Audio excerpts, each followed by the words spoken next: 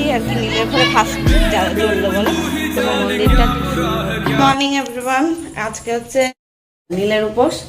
আর এখন সকালবেলা দাঁড়াও, এখন সকালবেলা 10:30 বাজে, বেরোচ্ছি বাজার করতে, পুজোর বাজার করতে বেরোচ্ছি আমি আর তোমাদের দাদা ভাই। এই যে মাসি এসে কাজ করে দিয়ে চলে গেল। এ নাও ব্যাগটা ধরো, তো এই ব্যাগটা ধরো, জুতো বের করবো, এক ধরে যাবো, তোমাদের রাস্তায় গেল আসছি। মাসি এসে কাজ করে দিয়ে গেল। দার্জিলিং এর ছাতা আদা ভালো হবে না, দার্জিলিং থেকে আনাতে ওটা, মা দার্জিলিং থেকে এনেছে। আজকে নতুন ছাতাটা নিয়ে বাজারে যাচ্ছি। বাবাই তো ওই বাড়িতে আছে, আমি যাবো বিকেলে। এখন বাজার করে ওই বাড়িতে সব দিয়ে আসবো, মানে ফল টলগুলো। আর নাই আমার বিকেলবেলা আবার আমার সব ডালা ফালা সমস্ত কিছু নিয়ে যেতে হবে। চলো বেরিয়ে পড়ি, পুজোর বাজার, ফলমূল, পোশাক এইসবগুলোই কিনবো এখন।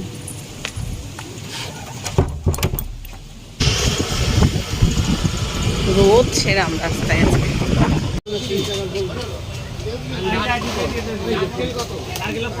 কত হলো আমার? এই 70 টাকা দাও।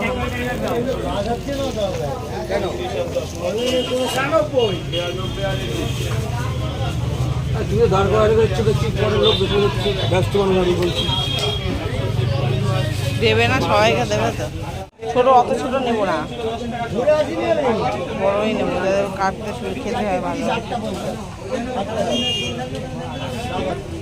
দেখো দেখো কত পেয়ারা নিতে হবে না, নাও নাও না, ছোট দেখে নাও। আপেল নাও,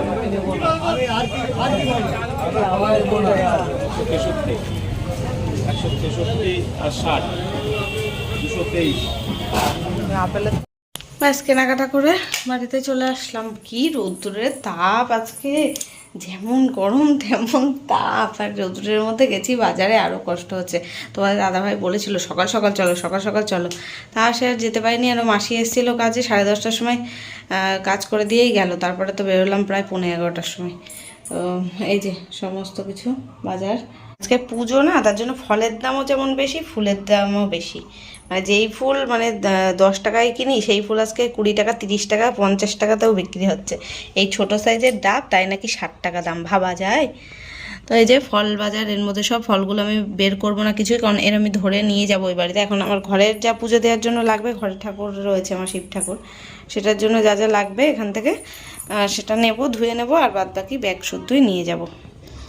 আর এখানে ঠাকুরের একটা, গোপালের আর একটা জামা কিনলাম কালকে পয়লা বৈশাখে পরানোর জন্য।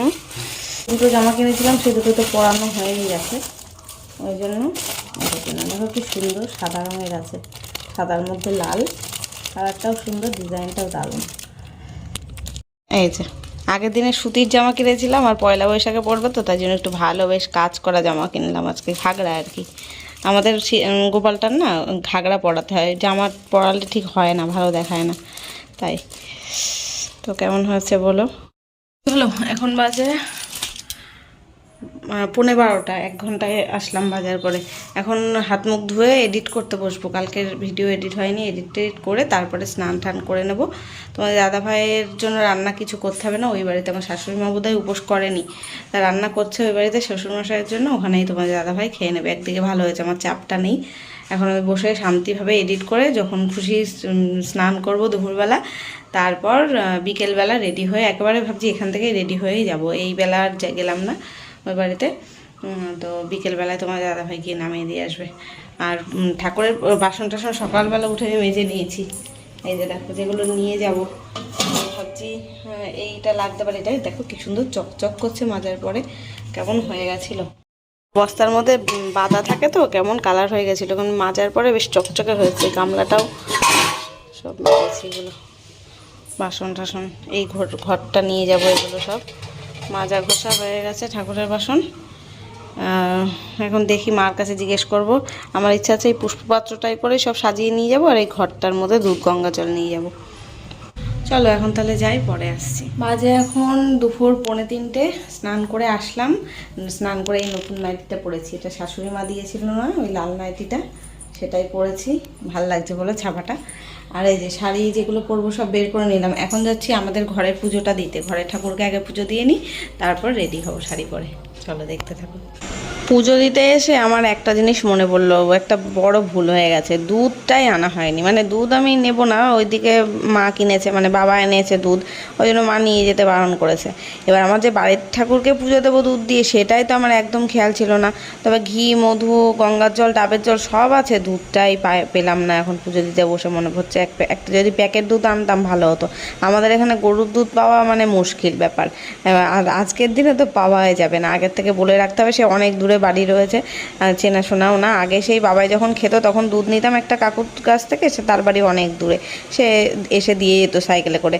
এখন তো আর সেরকম কেউ আর কি এখানে চেনা জানা নেই, তো এখন এই মুহূর্তে আর দুধ আনা যাবেও না। তো আর কি করব, এমনি গঙ্গা জল দিয়ে, ডাবের জল দিয়ে, ঘি মধু দিয়ে স্নান করিয়ে দিলাম শিব ঠাকুরকে। আর মন্দিরে তো যাচ্ছি, ওখানেও তো সেই শিবলিঙ্গই আছে, একই তো ব্যাপার। শিব ঠাকুরের মাথায় তো ঢালবো দুধ গঙ্গা জল, সেই ঘরে কি আর মন্দিরে কি, যে কোনো এক জায়গায় দিলেই হলো। তো এখানে সমস্ত কিছু, তাও একটু মনটা না খুঁতখুত করছিল, সমস্ত কিছু দিতে পারলাম কিন্তু এই দুধ দিয়ে স্নান করাতে পারলাম না। তো যাই হোক, এই যে পুজো দিয়ে নিলাম। আর আকন্দ ফুলের মালা আর একটা আনতে বলেছি তোমাদের দাদাভাইকে ওই বাড়িতে দেওয়ার জন্য। এইটা মানে ছোট, ওইখানে যেই ঠাকুরটা রয়েছে ওটা বড় সাইজের, তো একটু বড় মালা আনতে হবে। এখন পুজো দেওয়া কমপ্লিট হয়ে গেল, এখন আমি যাচ্ছি রেডি হতে। চলো রেডি হয়ে আসছি, দেখতে থাকো। রেডি আমি একদম কমপ্লিটলি সম্পূর্ণ রেডি। তো এই দেখো, রেড ব্লাউজটা দিয়েই পরলাম। এটার সাথেই মনে হচ্ছে সব থেকে বেশি ভালো লাগছে এই শাড়িটা, তাই না বলো? তো কেমন লাগছে দেখো।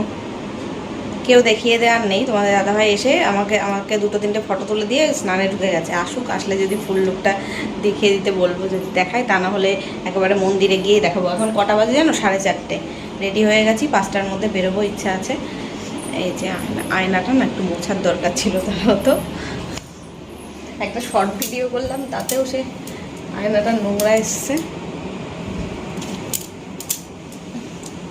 এগুলো কিসের দাগ বলো তো? তোমাদের দাদাভাই আয়নার সামনে দাঁড়িয়ে দাঁড়িয়ে চুল আসছে, সেই কারণে এরকম দাগ হয়ে গেছে। উঠছে না, জল ন্যাকড়া দিয়ে তুললে ভালো হতো। এই দেখো, বেনুনি করেছি আজকে চুলে আমি। আমার চুল অতটাও বড় নয়, তবে কেমন লাগছে? মোটামুটি খারাপ লাগছে না, তাই না বলো? গরমে তো ওই জন্য বেনুনি বেঁধে নিলাম, ভিড় হবে মন্দিরে অনেক। একা একাই চুল বেঁধেছি আজকে আমি, ভালো পারি না যদিও। কেমন লাগছে বলো, আমি দেখি আয়নার মধ্যে দেখিয়ে দিই একটুখানি। ছি, আয়নাটা কি বাজে লাগছে। তাও তো ওই ঘরের আয়নায় যাই, চলো। এই ঘরের আয়নায় এসে ব্লগ শ্যুট না করে শর্ট ভিডিও শ্যুট করেছি। ওই শর্ট ভিডিও আসবে পরপর, তোমরা দেখে নিও ওখান থেকে। তো ফ্রেন্ডস, এই যে আমি এই বাড়িতে চলে এসেছি, মাও রেডি হয়ে গেছে। ও মা, একটু তাকাও। মা এখন তালা টালা মারছে ঘরে। আমাদের এখানে পুজোর জিনিসপত্র সব রেডি। এই যে এটা মায়ের বাটা, এটা আমার। ঘটিতে দুধ একসাথে নিয়ে নিয়েছি, কারণ আলাদা আলাদা ডবল ঘটি নিলাম না। মায়ের লোক, এই যে মাও তাঁতের শাড়ি পরেছে। তো চলো বেরিয়ে পড়ি, এখন বাজে হচ্ছে 5:12 হয়ে গেছে।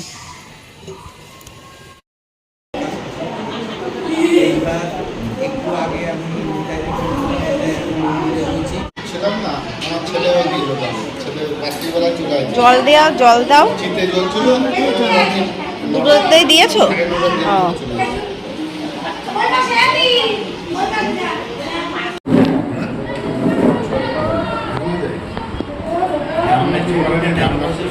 আমি, মা আর মামি 3 জনে মিলে গেছিলাম পুজো দিতে। বেশ বিকেল টাইমে গেছি, গোধূলির সময় বলে না, গোধূলি লগ্ন, সেরকম টাইমে আমরা কিন্তু পুজো দিয়েছি। এই সন্ধে নামলো বলে, এখন সূর্য মামা ডুবি হয়ে গেছে, এখন চাঁদ ওঠার পালা। তো ভালো টাইমে গেছিলাম আমরা, একটু সন্ধেবেলায় গেলেই ভালো হয়।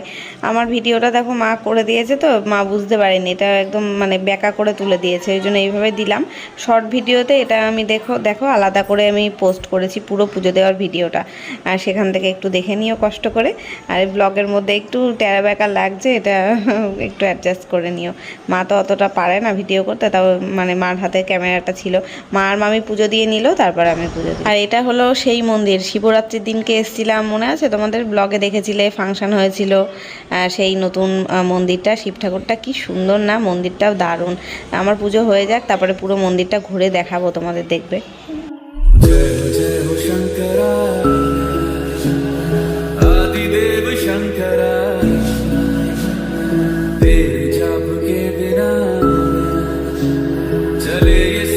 किस तरह मेरा कर्म तू ही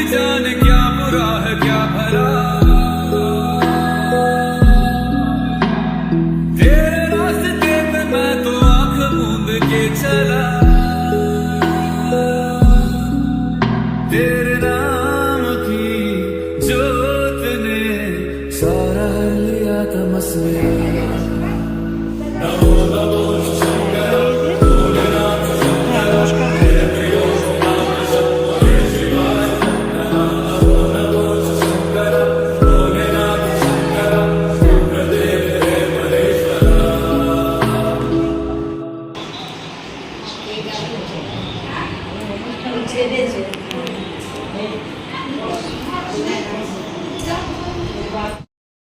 খেজুর পুরোটা খেতে হবে।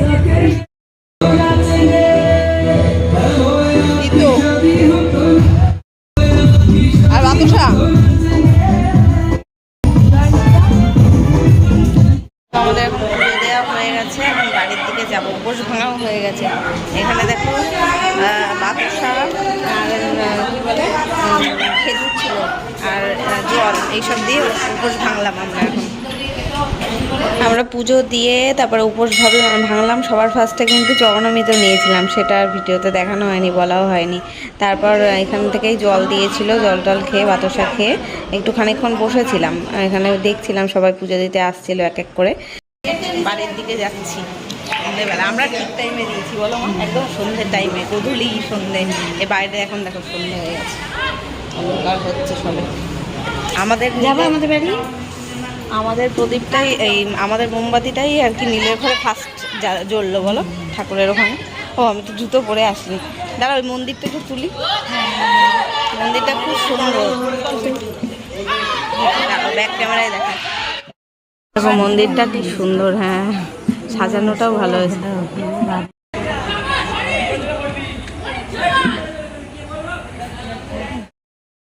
বাড়িতে আসলাম, ওখান থেকে তো জল আর বাতাসা, একটা বাতাসা জল খেয়ে আসলাম। আর এখন মা সন্ধে দেবে, বাড়িতে সন্ধে দেওয়া হবে। হ্যাঁ হ্যাঁ, জলটা দিয়েছে, ভালো করেছে। মন্দির থেকেই সবাইকে জলের বোতল আর বাতাসা আর কি খেতে দিয়েছিল উপোস ভাঙার জন্য। আমরা চরণামৃত খেয়ে আগে উপোস ভেঙেছিলাম, তারপরে হচ্ছে এই কি খেজুর মুখে চাবিয়ে আর কি উপোস ভাঙতে হয়, সেটাই করলাম। তারপর এখন কিন্তু সারাদিন খাইনি, তাই কি খিদে পাচ্ছে না একটু, এখন ওই ফুলদম এনার্জি আছে, শুধু জল তেষ্টাই একটু পাচ্ছিল। সে জল খেয়ে নিয়েছি, এক বোতলের হাফের বেশি খেয়ে নিয়েছি একবারে। আমি একবারে অতটা জল কখনোই খেতে পারিনি, তাও জল খেয়ে প্রাণটা ঠান্ডা হলো। এখন যে খিদে সেরকম একটা ভাব নেই। এখন মা সন্ধে টন্ধে দিয়ে নিই, তারপর ফল কাটবে। ফল সব নিয়ে এসেছি এই বাড়িতে, আমি ওই বাড়িতে ব্যাগের থেকে কিছুই বের করিনি, সব শুধু নিয়ে এসেছি। মা কাটবে, ফল খাবো।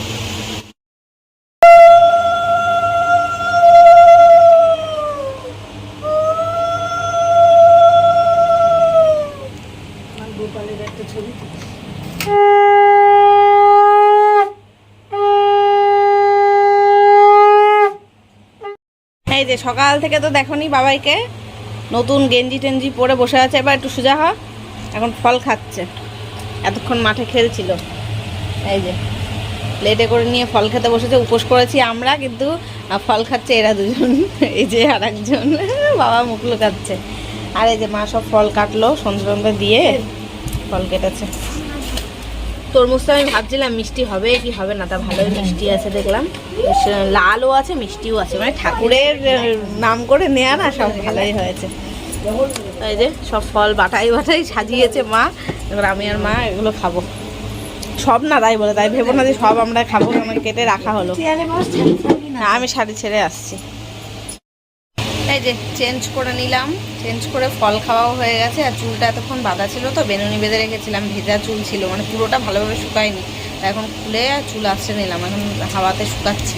আর এই নাইটিটা আবার নিয়ে এসেছিলাম, এটাই পরলাম এখন, এটাও নতুন নাইটি। আজকে দুটো নাইটি ভেঙে ফেললাম, অবশ্য একটা শুধু পরে পুজো দিয়েছি, লালটা, আর এটা আজকে পরে ফেললাম। লালটা আবার কালকে স্নান করে পরেছি। হ্যাঁ এখনও দুটো ওই তো না, হ্যাঁ একটা আছে, লালটায় আবার কালকে পরে ফেলবো, ওটা শুধু পরে পুজো দিয়েছি। আর পরশু দিনকে আর একটা আছে, ওটা করবো।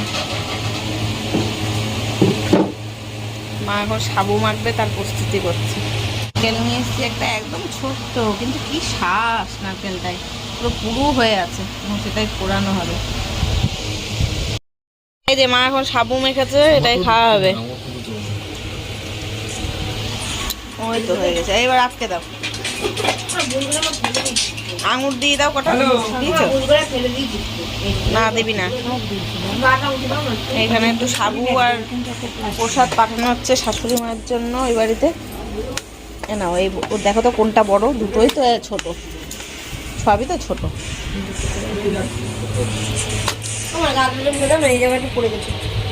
মানে খেতেও পারে না ঠিকভাবে, হাতে রাখো যত্ন সহকারে। ওই তো ওই প্লাস্টিকটাই দাও, পড়বেন।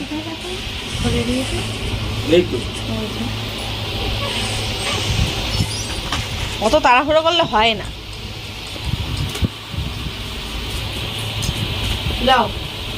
দেবো দেবো আর একটু। কেন প্রথমে বললি খাবো না, ভালো হয়নি, আর এখন তো চেয়ে চেয়ে খাচ্ছিস। এনে ধর। প্রথমবার অতটা বুঝে পাইনি। এটা কি রান্না? আর তুমি যেমন তোমার ছেলেও তেমন।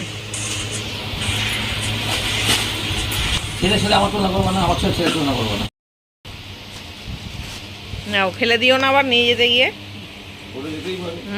পড়ে যেতেই পারে নাকি। সাবু মাখাটা দারুণ হয়েছে, মা যা মেখেছে। বাবাই প্রথমে ঠিকঠাক ছিল না, এখন দারুণ লাগছে। নারকেলটা ছোট সাইজের হলে কি হবে, ভালো ছিল, ওই জন্য টেস্ট হয়েছে ভালো। এরপর রাত্রেবেলা আমরা তিনজনে মিলে বাড়ি চলে গেছিলাম, আর ভিডিও কন্টিনিউ করা হয়নি, খুব টায়ার্ড ছিলাম। কালকে দেখা হচ্ছে নতুন ব্লগের সাথে। টাটা।